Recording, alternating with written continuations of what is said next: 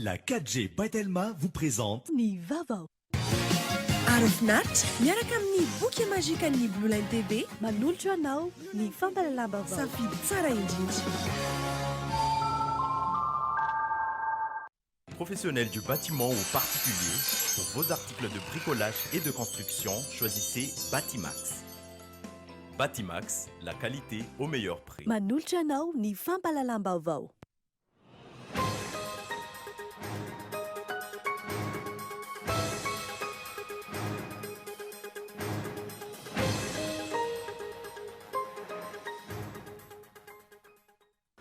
Nitaona olona teny amin'ny gymnase gouvernement Korondrano ny ekipa ny HVM androany maraina anohatra ny vokatry ny fifidianana folo ampireneny totsaina farany teo indry nitabazana 10,000 ireo olona nitaoma teny amin'ny toerana taorinana moan'ny fanjakana IST any mbola rajona omaly dia fantatra ankehitriny fa resaka fanondrana antsokosoka andramena sy trafika fitaovam-piadiana ary fanapara-pahefana no anenjehana ity mpanolotsainan'ny filoha teo aloha rajonaro ampiana mivady ity anentana ary andefa mpizahan-tany hatrany amin'ny 5 sy 2 hetsy isan-taona manomboka ny taona 2024 eto Madagasikara ny fanjakana Sinoa raha mahafeno ny fepetra takin'izy ireo i Madagasikara mety ho foana nefa izany raha tsy voafeny lafiny tsy fandriam-pahalemana inona mety mahatonga fahabetsahany tortanety na dia efa loza miatra amin'ny firenena aza ny fiakaran'ny hafanana sy fiovaovany toetry ny andro ny valin'izay fanadidina izay izay ny rano koa TVFM sy ny agence capsule nentina aminao anatin'ny fampalalamba-vao maresaka iraisam-pirenena taoriana ny 4 orany sy ny fifandonana ny antso fampitsarana ny ady Hamas raha toka mitazona ny heviny Israely ampolon'ireo miaramila Hebreo namony ainy ary misy savaly ireo Palestiniana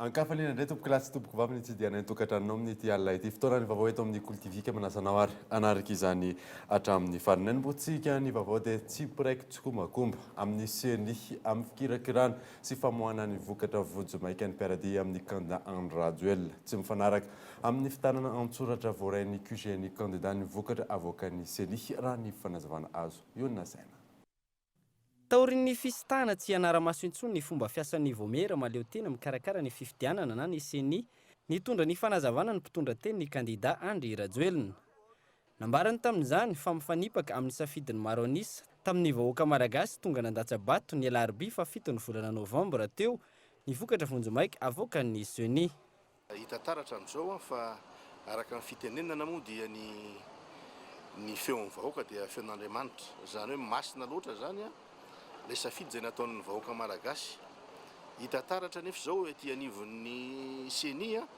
fa dia tena tsy ahitana n'ilay atao hoe mangarahara na transparence ozy ny vahiny ka na dia ireo commissaire avy aty aminay zay manara-maso ny fomba fanisambato ity ary dia tena tsy mahita mihitsy zay fandehany any anaty vilany ihany zany mahagaga mihitsy ary fa na dia hoe tonga aza ny voka-pifidianana avy any amin'ny faritany zay tokony hoe ahitana taratra zany fa dia tena hoe mandresy zay mihoatra ny 900 eraky ny faritany 5 manerana amin'ny Madagasikara tsy tataratra velively zany eto anivon'ny vokatra zany na le hoe tany le fifidianana na le pourcentage zay lazana hoe tena bloqué tateraka mihitsy amin'ny système mampiaran'ny seni ka noho zany antony zany aloha dia tsy afaka iraitsytrombakomba mihitsy zany na hoe hiaraka akatohany io vokatra zay voavoakany seny io zay ny antso fifanantonana sy fifampiresahana amin'ny kandida rehetra na ny solotenany hatrany ny seni tamin'ity androany ity nandritra ny valandresaka nataony tamin'ny mpanao gazety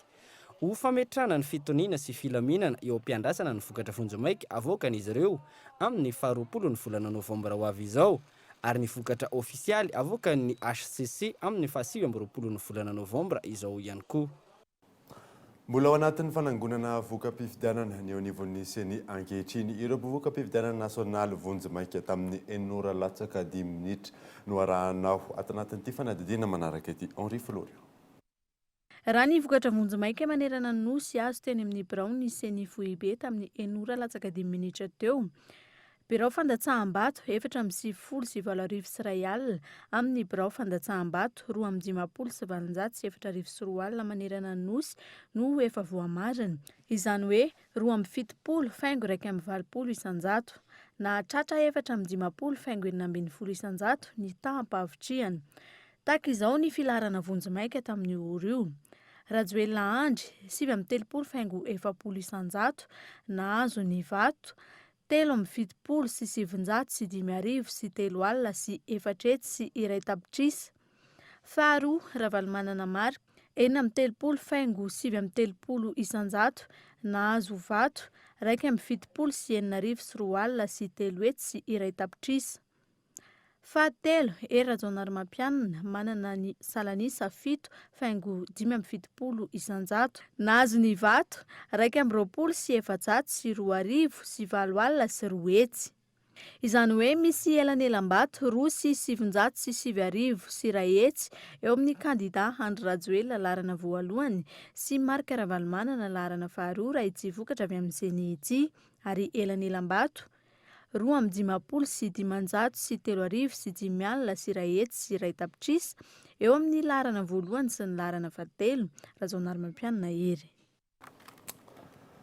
Taorian'ny namohan'ny fanjakana IST ambola Rajona omaly dia fantatra ankehitriny fa resaka fanondrana antsokotsoko andramena sy trafika fitaovam-piadiana ary fanaparam-pahefana no anenjehana ity mpanolotsena ny filoha teo aloha Rajaonary Mampianina mivady ity. Rarzona ihany.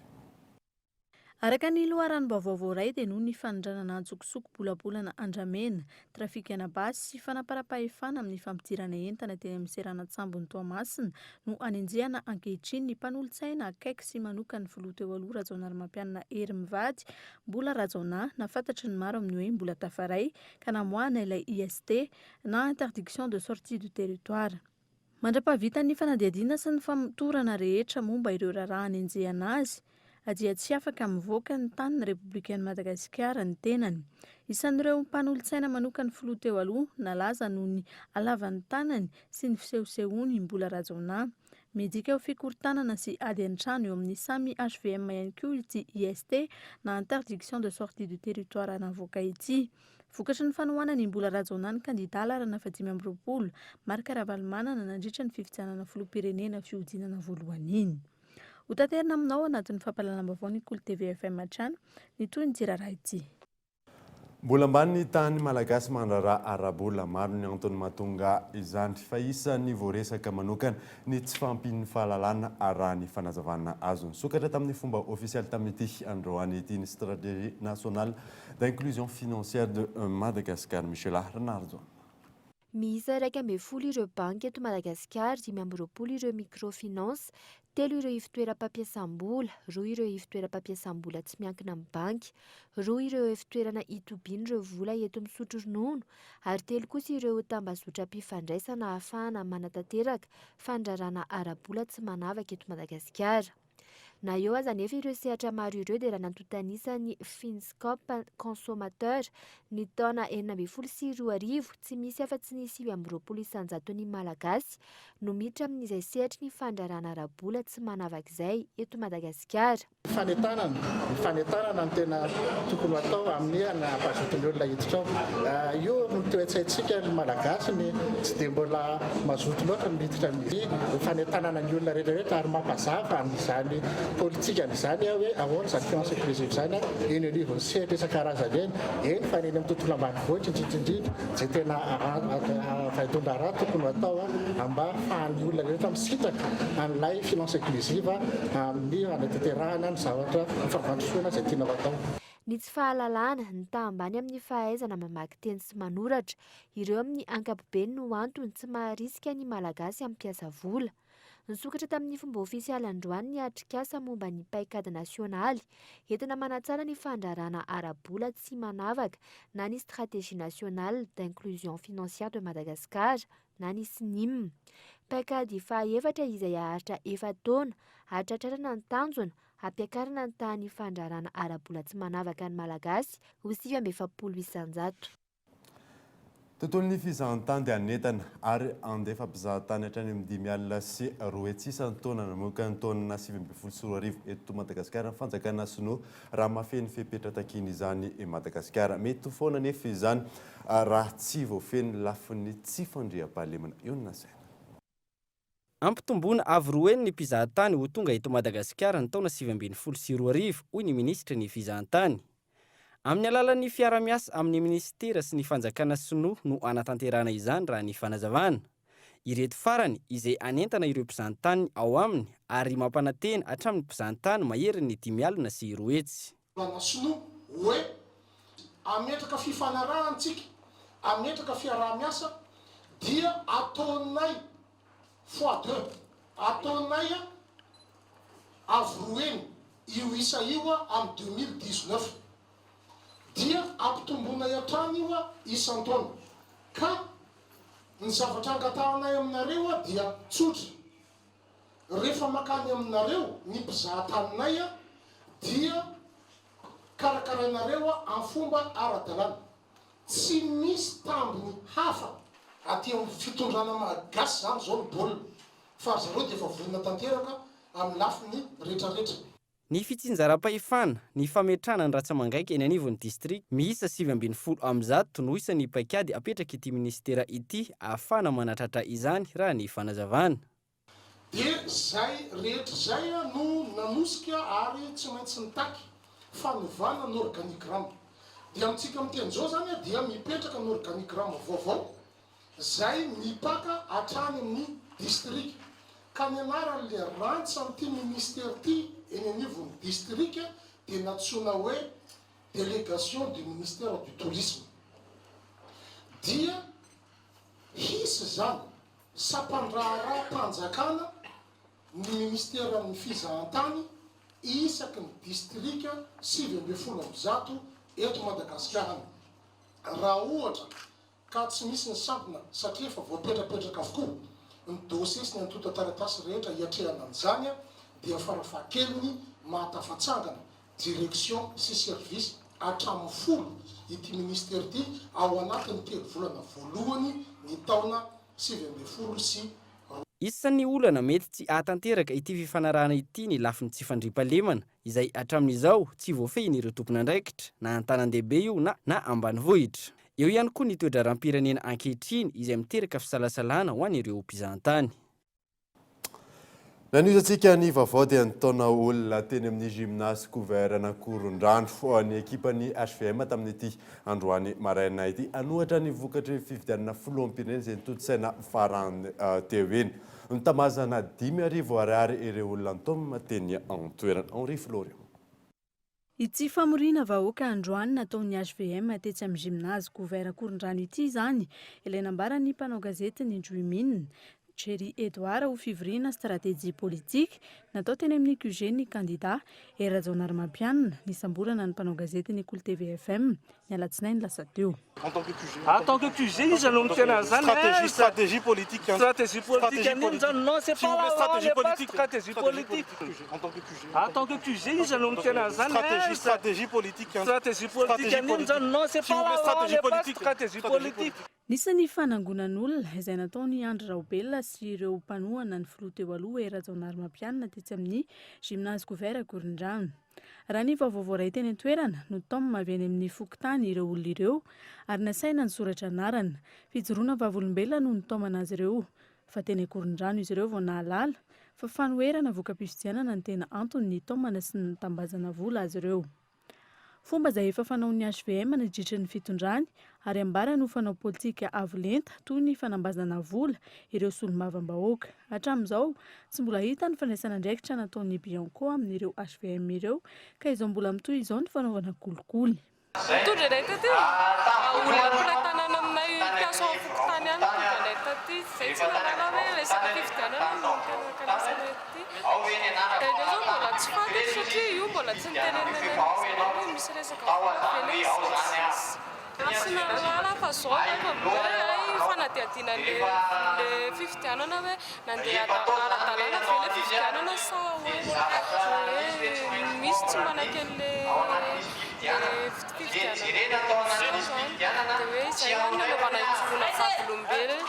Fitaomana ny olona anohitra sy tsikerany fifidianana filoham-pirenena ny tontolo saina ny alarobia fa 7 novambra lasa teo no antony tsy famorim-bahoaka itsy raha ny hita teny an-toerana.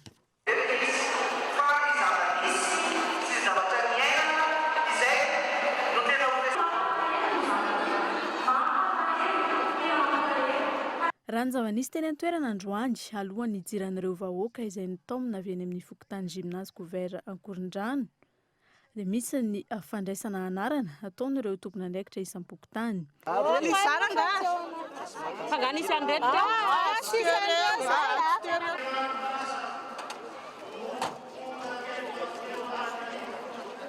Aorian'izay misy ny fametahana marika eo amin'ny tanana izay avy ny soratra anarana tahaka izao hita amin'ny sary izao ahafahany mandray ny vola izay efa ny fanarahana fahazaraina aoriany ny fiafaran'ny fotoana.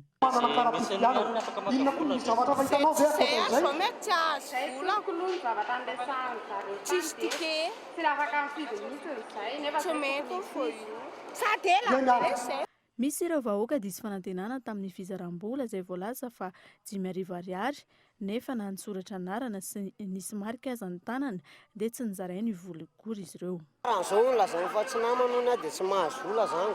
Raha menareo dia izay tenenareo dia izay tianareo ataoko dia ataoko. Tanterako. Misy fizarana. Fizarana zara mandray mihitsy fa tsy mahazo. Merivo isan'olona zany no zaraina amin'io ne resa vola koa alizy avy atsara fa raha zay ara fa nangonina fotsiny tany an-tanana zany ohatsy ny hoe karamo zany fa sasa ohatsy ny raha anaty amin'ny vola 10,000 nefa sady tsy fantatsa ny hoe ahoana sady koa tena fanadalana saina ve zany ahoana zay koa tsy efa fantatra zay tona marina efa nahazo zany nareo vola tsy nahazo zany mangataka nazy diara. Nisy ny tompon'andraikitra iray no tendrena isam-pokotany nitondra ireo vahoaka ireo teny Ankorondrano sady mpandray anarana no mpizara vola. Fifandrombahana sy ady anefa ny zava-nisy teny an-toerana nandritra ny fizarana ny vola, ny tantaran'ny zava-nisy ireo nanatry maso.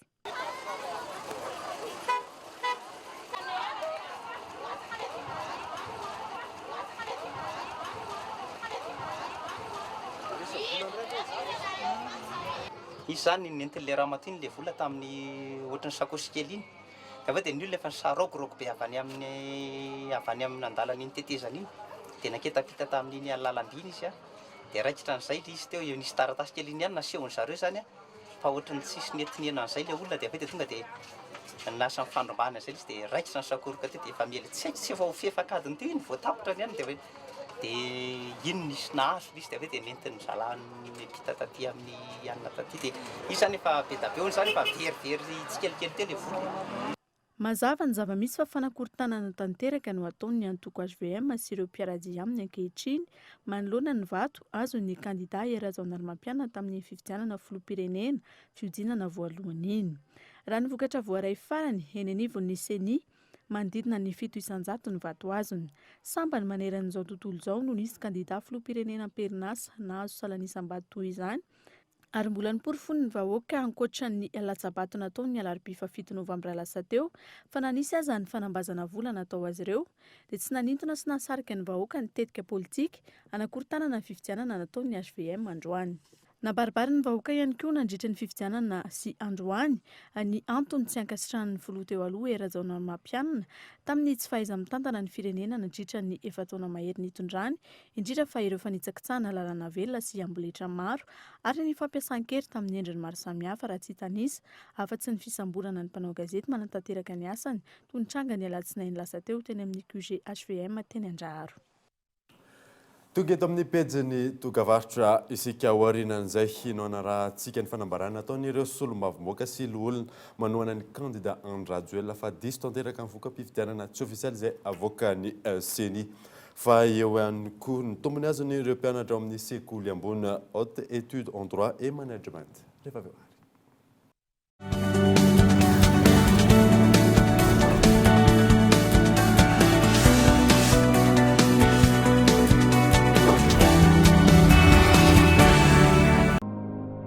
Je suis bien, mon argent est sécurisé.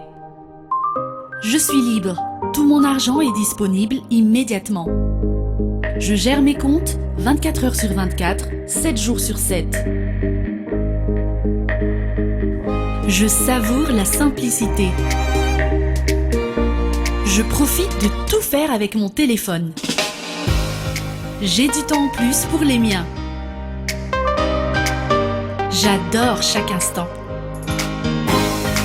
Je suis gagnant sur tous les plans. Mvoul to Bank, Bank to Mvoul. Tout mon argent disponible à tout moment, gratuitement, où que je sois, pour toutes mes actions. Rendez-vous vite dans votre agence BNI. Mvoul, simple, immédiat, sécurisé. Miss Jeunesse Madagascar avec Corinne de Farm. Corinne de Farm, la cosmétique naturelle des peaux sensibles.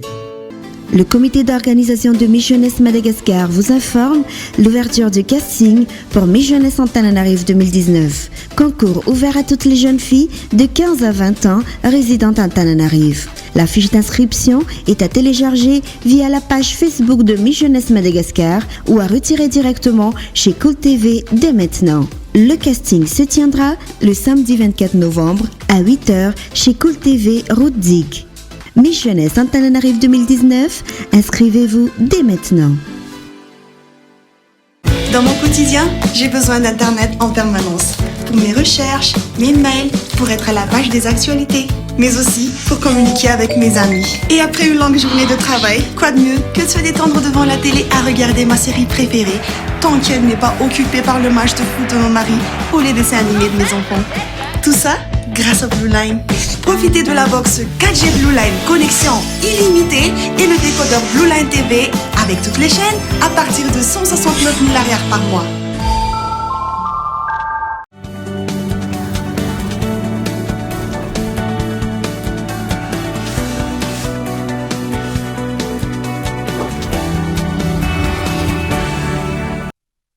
Averina eto amin'ny fampahalalam-baovao isika fa isan'ny songadina tamin'ity fividianana filoham-pirenena taona 2024 ity ny fiovana fironana na aloko politika maro tamin'izany moa ireo niara-dia tamin'ny fitondrana sy ny antoko HVM niovana naraka ny mapara noho ny fahitana amelo fa isan'ny ho favori ny candidat Andro Rajoelina Fezora fa nisy olombavambahoaka John Nelita, Kati Mananjary, Luc Ratsimbazafy, Nomera Zaranaina santionany amin'ireo mpiaradia amin'ny fitondrana teo aloha nanao fanambarana fialana amin'ny HVM ka nanohana ny candidat Andro Rajoelina tamin'ity fifidianana filoham-pirenena ity noho ny fahitana azy ho voasokajy anatin'ny favori. Tany amin'ny fiandohany volana Oktobra, nanao fanambarana miezinezina tany amin'ny toerana iadidiny ny solombavambahoaka ny Fianarantsoa Nomera Zaranaina fa tsy nahitana fahombiazana ny fiarana tamin'ny fitondrana teo aloha ka nanapa-kevitra ny tenany sy ny fikambanana tariny fa hanohana tsy misy fepetra ny candidat Andro Rajoelina, candidat izay amafisiny fa favori. Taorian'ny fialany tsy ho filohan'ny vondrona parlementaire HVM intsony, nanao fanambarana ihany koa ny solombavambahoaka John Nelita ny 10 Oktobra lasa teo fa resy lahatra amin'ny vina UM ka nanatevina ny fampelezan-kevitra hampandany ny Andro Rajoelina. Isan'ireo niara-dia tamin'ny fitondrana Rajaonarymampianina ary manohana ny candidat Andro Rajoelina ny solombavambahoaka Mohamad Ahmad avy ao Feno Rivatsinanana, ny solombavambahoaka Kati avy ao amin'ny Mananjary izay isan'ny nafanafo tamin'ny vina fisandratana ihany koa dia lasa manohana ny candidat Andro Rajoelina ary nanao fanambarana ny faraparan'ny volana Oktobra teo. Ny ministra teo aloha sady solombavambahoaka Jean-Jacques Rabenirina izay niala tamin'ny VPMMM ary niara-dia tamin'ny fitondrana HVM ary izao niverina manohana ny candidat Andro Rajoelina izay toana ny Armada izao. Ny tombona eto ny filazana fa ho rendrika ny sambo ary samy manao izay ho afany ny mpanao politika. Eny anivony antoko politika samihafa, tompona andraikitra eny fotony samihafa toy ny ben'ny tanàna ihany koa, tsy karitra ny fisian'izay fiovana loko politika izay. Fa isan'ny nisongadina, nandritra ny fiatrena ity fifidianana filoham-pirenena ity indrindra ihany koa, ny fialany candidat Sarara Bearso andaharana izay lasa manohana n'Andriamatoa Andro Rajoelina.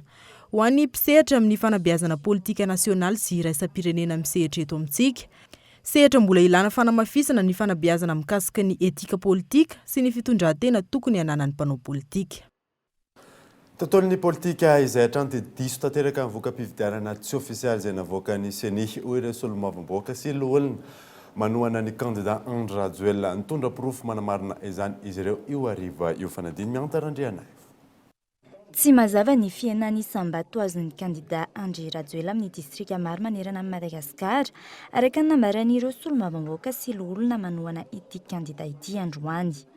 Goavana ny ayay amin'ny voka-pifidianana tsy ofisialy avoakan'ny CENI. Nitondra profo momba n'io tsy fahatombanana io ireo solombavambaoaka sy olona ireo. Tongeto zahay mitondra profo anankiray. Ohatra ny kany fianaratsoa villa na fianaratsoa voalohany. Azo zarentsika zany PVNC zany izay tamin'ny 6 novambra tamin'ny 10 sy 20 minitra dia ny isan'ny fidy voasoratra anarana dia 2,700 sy 3,9 ary ny isan'ny nombre de votant ny olona fidy dia 3,10 sy 300 sy 3,700 ary nisy vato fotsy sy vato maty 4,7 sy 7,000 sy 4,700 sy 2,000. Ny vato manankely zany izay navoakan'ny CENI tamin'ity zavatra ity, ity ny zavatra tena angeza be dia 3,30 sy 2,700. Raha jerentsika ny zavatra miseho dia na ilay fangalana zany na ilay fanaovana asa marika zay ataontsika eto dia misy diso 4,0 sy 500 sy 1,000 zany ao anatiny ao.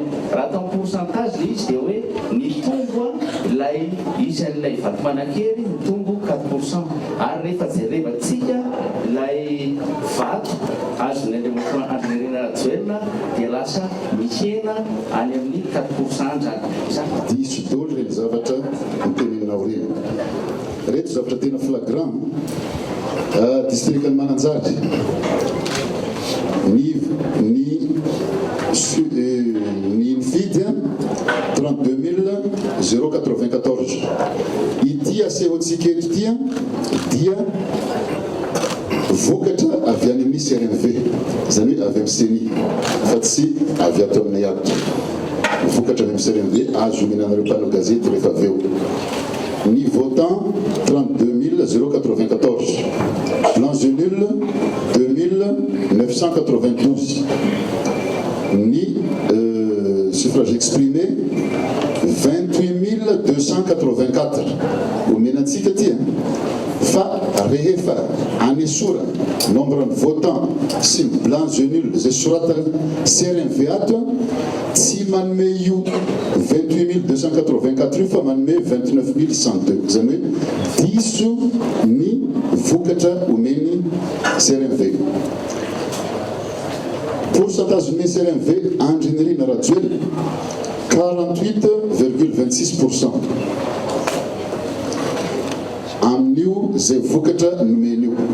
Fa rehefa mandray sitilo nareo amin'ny nombre ny votant 32 094 sy ny 28 284 ataovy ny calcul fa manome 51,26% Andry Rajoelina.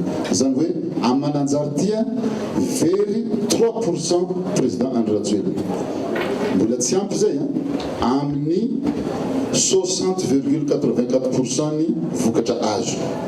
Zany hoe amin'ny 60% ny vokatra azo efa very 3% président Rajoelina. Raha 100% zany mety very any amin'ny 5 mahery any. Zany hoe diso tanteraka ny résultat mivoaka avy amin'ny CRMV ary eran'ny Madagasikara fantsongaina fotsiny. Ny logiciel ampiasain'ny CENI amin'ny fikirakirana ny famoahana ny voka-pifidianana no isan'ny teboka lehibe nambaran'izy ireo hatrano miteraka io fahadisoa ny vokatra tsy ofisialy ny voaka io. Mahatonga resabe teresaka logiciel ampiasain'ny CENI ity. Logiciel ovina no nanaovana appel d'offre io logiciel io. Tamin'ny daty ovina omeo ny référence dia izy nahazo azy arotrina ny coût de déploiement les logiciels. Au nom de la transparence, hazava zay zavatra zay. Ray zay. Faharoany zay. Raha mampiasa ataontsika hoe algorithme tsotsotra atsika mathématique, fonction mathématique tsotsotra atsika hoentina razavana le izy dia hoe A plus B égale C. Mampiasa ty logiciel ty zany A plus B prime égale C prime. Les B prime ataon'iny amizay iny le mamparitaka amin'ny vato amin'ny candidat maromaro. De miova les résultats final ato zany. Zay io logiciel ampiasantsika io. Ka za zany te anontany any seni androany hoe i logiciel ampiasanareo io ve le logiciel nampiasana tany a Centrafrique, io ve le logiciel nampiasana tany a Gabon, io ve le logiciel nampiasana tany Zimbabwe. Zay teraka korodana. Sa io koa logiciel voandramana eto Madagasikara zany. Zay zany tokony hazava. Ary raha ny tena marina rehefa miteraka problème ohatran'io le resaka logiciel, inona moa manakana ny seni?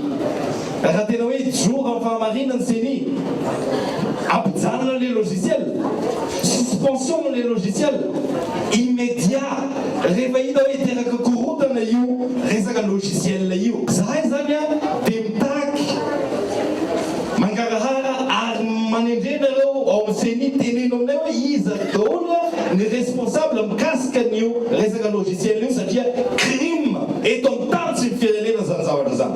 Rehefa hitatsika mivoaka ampifidianana rehetrarehetra dia fantatra zany amin'izao tsika miteny zao fa tsy piraté fa truqué. Raha piraté manko ny logiciel anankiray de tsy volonténao zany fa piraté n'olona hafa le logiciel. Azonareo le nuance fa izy io truquena mihitsy zany hanaovana zavatra tsy manjarinjary. Ary magaga tena magaga hoe lay olona niara nifanososy amin'ny fitondrana teo aloha mihitsy no bloqué ambany daholo ny chiffre-ny zareo rehetrarehetra. Conclusion, logiciel mamoaka valim-pifidianana diso tanteraka ny ao amin'ny seni. Ka dikan'izany sady efa tsy mangarahara no tsy marina ny valim-pifidianana avoaka ny seni. Misy zany voalohany famitavam-bahoaka, misy ny fanotokotinana safidy-bahoaka izay ataoko fa infraction tena grave ary ho takina mihitsy iza no responsable an'ity halatra bevava ty. Laza ny hitondra ireo profy rehetra eny anivon'ny HCC reto solombavambahoaka sy lolona manohana ny kandida larana fa 13 ireto. Andrasana manoloan'ny tirarahatiny fepetra ho raisiny eo anivon'ny seni.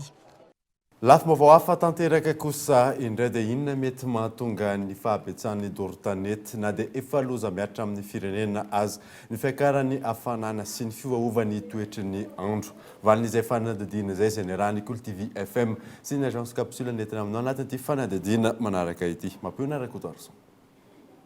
Betsaka ny dorotanety na dia efa loza miaritra amin'ny firenena aza ny fiakarany hafanana sy ny fiovaovan'ny toetry ny andro. Aminao, inona no mahatonga izany? Olom-pirenena miisa 770 taona miakatra teto Andrenivohitra no nametrahany agence capsule sy ny Cool TV FM io fanontaniana io tamin'ny faran'ny volana Oktobra 2024 lasa teo iny. 270 isanjato no nilaza fa fantatra ny vokany nefa atao ihany. 530 isanjato tsy mivaky loha ho an'ny taranaka izy. 320 isanjato tsy mahalala ny loza mitatao ny olona manao izany. Nanambara ihany koa ny mpiaro ny tontolo iainana iray fa nietraketraka vokatry ny tsy fisina no matetika mahatonga io fandorana tanety io. Ny afo tsy tonga eo raha tsy nisy nanao azy satria ny antsika tsy mba afo vokatry ny tselatra fa afo mandritra ny fotoana tsisy orana zany ety amin'ny maintany. Ao zany ny olona mandoro no tsy fahafantarana hoe hanao fanavozana amin'ny sakafon'ilay omby zany na hoe renouvellement na pâturage. Dia misy ihany koa ny olona mandoro manadio tanimboly dia nitatra le afo tsy vafe. Misy ny olona mandoro fa le fandoroana ataony any anaty ala io zany talohan'izy nandoro izy nitapahany aloha le ala na natao hoe défrichement. Misy fomba teto amintsika namboly nanao tavy taloha, le tavy faritra ala anankiray iny tapahana aloha le hazo dia dorana izy dia eo izy no mamboly. Tsy misy afa-tsy ny fampiarana ny lalàna sy ny famerenana ireo ala ireo amin'ny alalan'ny famboleka-hazo ihany no vahaolana maharitra ny amin'izany ho iatrany ny fanazavana. Misy lalàna zany ao iandraketan-dry zareo amin'ny ministeran'ny tontolo iainana sy ny ala ary ny aivoary tokony ampiarina dikan'izay zay mitratra manao zany dia saziana fa indraindray koa sarotra le anasazy le olona tsy fantatra satria tsy fantatra ny nanao azy a dia azo atao ihany koa zany a indrindraindrindra ary zay ny tena iarahana manao foana hatreto ny mampahafantatra n'le olona tsirairay mampahafantatra azy amin'ny alalan'ny fampianarana zany mampianatra le olona hoe ty zavatra atao tingy ka manimby raha misy fanadiovana tanimbola efa misy fepetra mifanaraka amin'izany dia ampiarina reny fepetra reny hoe tsy maintsy asiana aro hafa aloha manodidina zay voadorana le tanimbolinao ahafahana manadio azy. Fantatra ankehitriny fa tafiditra ho isan'ireo firenena mpandoro-tanety maneran-tany i Madagasikara, ny faritra andrefana sy atsimo andrefana ny lohalarana ho an'eto Madagasikara manokana. Tontolon'ny fampianarana dia nahazo fiofanana manara-penitra sy manaraka ny teknôlôjia fahazahoana tohana sy fizarana asa ireo no anisan'ny tombony azon'ny mpianatra eo anivon'ny haute étude en droit et management vokatry ny fiara-miasa vita sy ny eo amin'izy ireo sy ny Open Flex ary LCS Fizora Valy. Fifanaovana sy ny mpiara-miasa miisa roa no tanterahan'ny sekoly ambony HEDM na hautes études en droit et management androany. Isan'izany ny fiara-miasa amin'ny orinasa mikirakira ny teknôlôjia Open Flex izay azon'ny mpianatra tompony amin'ny fiofanana manaraka ny teknôlôjia sy ny fampidirana hiasa avy hatrany aorian'ny fiofanana. Amin'ny alalan'ity fiara-miasa ity zany a voalohany dia manome logiciel ho an'ny mpianatra izay mianatra amin'ny CDM ny Open Flex. Faharoa mandray koa ny mpianatra en alternance. Izany hoe le mpianatra en alternance zany mpianatra sady mianatra sady miasa. Ary araka ny voalazan'ny discours teo ny kabary teo zany a dia raisy ny Open Flex zany ny mpianatra indrindra ny mpianatra mahay izay ho ampidiriny ho contrat durée indéterminée mihitsy raha ohatra ka hitany hoe mahay zany. Satria matetika ny logiciel misy dia logiciel izay afarina avy any andafy fa ny logiciel ny Open Flex dia logiciel izay fandray amin'ny ohatra restika amin'ny logiciel na gestion de paie zao dia efa mifanaraka amin'ny didy amandalana eto Madagasikara dia moramora zany ny anaran'ny mpianatra an'izay. Ary ny Open Flex koa mampianatra ny mpampianatra izay hanome formation dia ny tombony amin'izay zany a rehefa mianatra le ankizy tsy mianatra fotsiny fa tonga dia mampiatra an'le logiciel zany. Misy ihany koa ankilan'ny fiara-miasa miaraka amin'ny orinasa LCS Consulting ampitomboana ny traikefan'ireo mpianatra amin'ny lafiny ara-barotra. HEDM LCS zany dia mampianatra ankizy ireo amin'ny resaka formation dia mahazo stage aty amin'ny LCS izy mahazo an'izay traikefa zay izy na weekend io na andavanandro mba ahafahany mameno an'ilay fianarana izay ataony any amin'ny sehatry ny HEDM dia ahafahany miditra amin'ny sehatry ny asa maoriana kely. Plutôt zany animation opérationnelle any amin'ny terrain mihitsy ny ataonay mpianatra zany tsy ho fanao lasa animateur de vente fa anisan'ny base petit boulot moa zany filazanay anazy hoe petit boulot an'leky izy zany io sady karazana stage no andraisany vola mba ahafahany miditra amin'ny sehatry ny asa ndray androany raha ohatra ka fotsiny tena hoe anao commercial amina boaty anankiray izy ka efa zatra mifanerasera amin'ilay client izy taty amin'ny LCS dia mora ho anazy no mahita asa. Isan'ny sakana ho an'ny tanora hitady asa ny tsy fampin'ny traikefa ananana. Izay no antony anisan'ny nanosika ny HEDM, ny Open Flex ary ny LCS Consulting nanatsara ny lenta sy ny kalitaon'ny fampianarana ambony azona misitraka asa mendrika. Ny 9 Novambra sy ny 3 Desambra izao no isan'ny fidirana eo anivon'ny HEDM izay misy ny lalam-piofanana lalàna sy management. Maresaka iraisam-pirenena dia taorianany 420 ora ny sininy fifandonana miantso fampitsarana ny ady Hamas raha toa ka mitazona ny heviny Israely ampolin'ireo miaramila hébreu namony ainy raha toa ka misavaly ireo palestiniana. Fanadina. Namotika ity trano be ity ny rokety tranga tsy fahita nandritra ny 4 taona tao Ashkelon. Olona iray tao amin'ny rena faharoa ny namony ainy.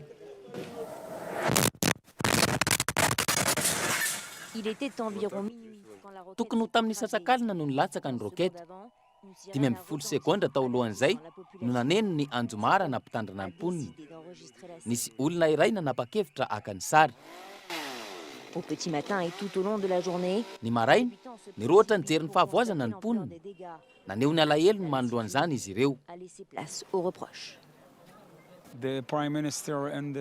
Nanota faty ny Prime Ministre sy ny Ministry ny Fiarovam-pirenena. Tsy mamaly izy ireo. Mandefa bomba 500 EMAS. Tokony andefasana bomba manalina izy ireo ho setrin'izany. Mamenatra ny fihetsikiny mpitondra. Ny fasika indray no taroan'ny bomba fa tsy ny mpampiororo. Mamenatra izany. Sable et bat le vrai terroriste. Ça c'est honteux. Ce mur d'escalade n'a pas eu le temps d'être inauguré. Tsy mbola nitokanana ity rindrina ity kanefa efa nidaroany Hamas bomba ihany koa. Toerana tsy lavitra akory ny fonenan'ny mponina.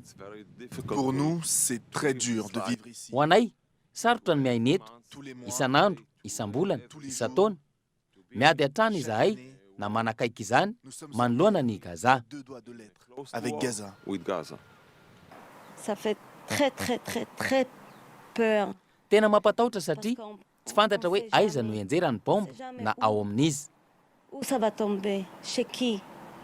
Derrière ce pont, la bande de Gaza. Na eo aza ny mety hisy ny fifanarahana maharitra eo amin'ny roatonta. Mipetraka mandrakariva ny tahotra ireo mponina ao Ashkelon. Ne s'envoleront pas en une nuit. Dia izay namarina vaovao tamin'ity alina ity ankasitrany ianao nanaraka izany sofa tsara daholo.